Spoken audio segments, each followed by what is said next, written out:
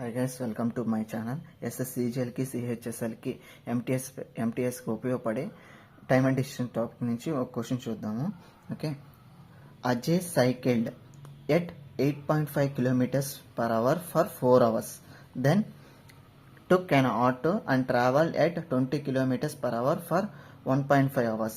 And then walked at 4 kilometers per hour for y hours. If Ajay's overall average speed of the entire journey was 10 kilometers per hour, what is the value of y అన్నాడు. Okay, Ajay అనేది ఒక entire జర్నీని అతను split చేసుకున్నాడు, 3 partsగా split చేసుకున్నాడు. అయితే ఇక్కడ వచ్చేసి ఇతను వాక్ చేసినప్పుడు 4 kilometers per hour వెళ్ళాడు. అయితే ఎంత టైం వెళ్ళాడు అనేది మనం కనుక్కోవాలి. అయితే దీనికి మనం యూజ్ చేసే ఫార్ములా వచ్చేసి average speed is equal to total distance by total time. Okay, ఇక్కడ average speed, entire average speed వచ్చేసి మనకి ఇచ్చేసాడు 10 kilometers per hour అని ఇచ్చేసాడు. ఓకే, ఇప్పుడు టోటల్ డిస్టెన్స్ టోటల్ టైం కనుక్కొని మనం అతను ఎన్ని అవర్స్ జర్నీ చేశాడు అది మనం కనుక్కోవాలి. ఓకేనా, ఇక్కడ వచ్చేసి డిస్టెన్స్ కనుక్కోవాలంటే speed into time formula. Okay, ఇక్కడ స్పీడ్ ఇచ్చేసాడు, ఇక్కడ టైం ఇచ్చేసాడు, అంటే మనం డిస్టెన్స్ కనుక్కుంటున్నాం. ఒక పార్ట్కి 3 partsగా డివైడ్ చేశాడు, ఒక పార్ట్కి కనుక్కుంటున్నాం. అది 8.5 into 4 is equal to 34 kilometers వస్తుంది. ఓకే, ఇది ఒక్క పార్ట్కి 34 kilometers. ఇంకొక పార్ట్ చూద్దాం, అది ఆటో.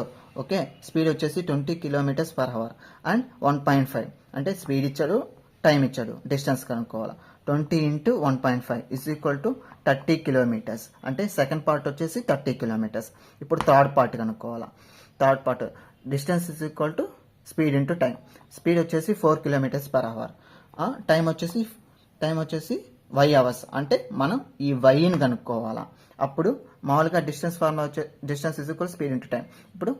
అప్పుడు స్పీడ్ వచ్చేసి 4, టైం వచ్చేసి y, అంటే 4y.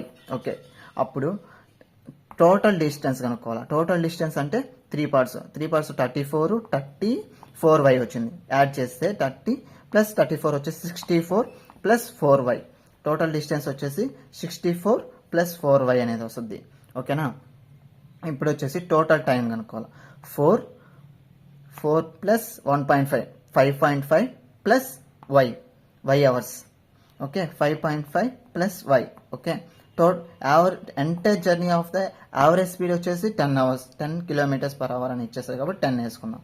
ఓకే, దీన్ని డివైడెడ్ బై నీటి పక్క పంపిస్తే ఇంటూ అవుద్ది. ఓకే, దాన్ని మల్టిప్లై చేస్తే 55 + 10y is equal to 64 + 4y వస్తుంది.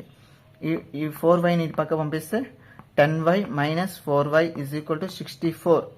ఈ ప్లస్ 55 నీటి పక్క పంపిస్తే -55 వస్తుంది.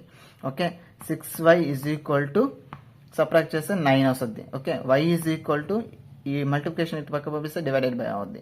y is equal to 9/6. 9/6 calculate చేస్తే 1.5 అనేది ఏంది, మనం y కనుక్కుంటున్నాం. y అనేది ఏంది, hours. 1.5 hours. Okay, thank you guys.